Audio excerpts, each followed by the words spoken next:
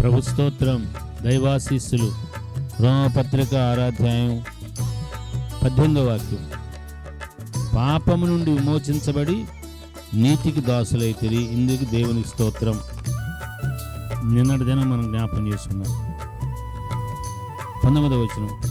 మీ శరీర బలహీనతను బట్టి మనుష్య రీతిగా మాట్లాడుచున్నాను, ఏమనగా అక్రమము చేయుటకై అపవిత్రతకును అక్రమమునకును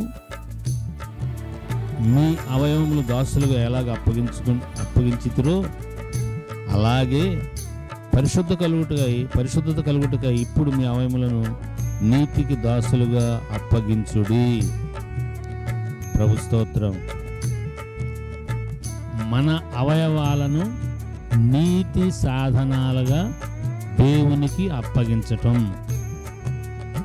మన అవయవాలను గత కాలంలో ఏ రీతిగా దేవునికి వ్యతిరేకమైన కార్యాలు చేయటానికి అప్పగించుకున్నామో ఎలాగో అలాగే అనే మాట ఈ రోమపత్రికలో 1వ అధ్యాయంలో మనకు బాగా కనబడుతుంది. పోల్చి చెప్పటం, ఎలా అప్పగించుకున్నారో అలాగే. ఇంక దానికి మీరు అర్థం కావట్లేదు, ఇది నాకు అర్థం కాలేదే, ఇది నాకు గ్రహింపలేదే అనుకోవటానికి లేదు. గతంలో ఎలా అప్పగించుకున్నాం అలాగే ఇప్పుడు నీతికి దాసులు అవ్వడానికి అప్పగించుకోండి. ఏం అప్పగించుకోవాలి?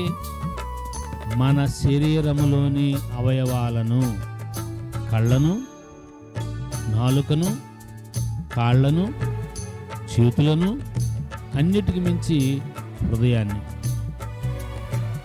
యోబు గారు కళ్ళతో నిబంధన చేసుకున్నాడు. చాలామంది దేవుని దాసులు బైబిల్ గ్రంథంలో నాలుకని నిబంధన చేసుకున్నారు. చేతులతో కాళ్ళతో కూడా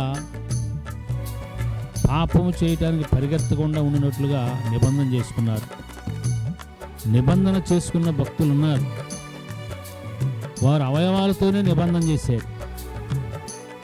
అలాగే యేసయ్య రక్త బలము చేత, మరణ పునరుద్ధాన బలము చేత మన అవయవాలని దేవునికి అప్పగించుకోవచ్చు. ఎప్పుడైతే దేవుని నీతికి మనల్ని మనం అప్పగించుకుంటామో దానివల్ల ఏమవుద్దంటే 22వ వచనంలో, దేవునికి దాసులైనందున పరిశుద్ధత కలుగుటే మీకు ఫలము, దాని అంతము నిత్య జీవము. దేవునికి ఎప్పుడైతే మన అవయవాలను అర్పించుకుంటామో అప్పుడు పరిశుద్ధత మనకు కలుగుతుంది.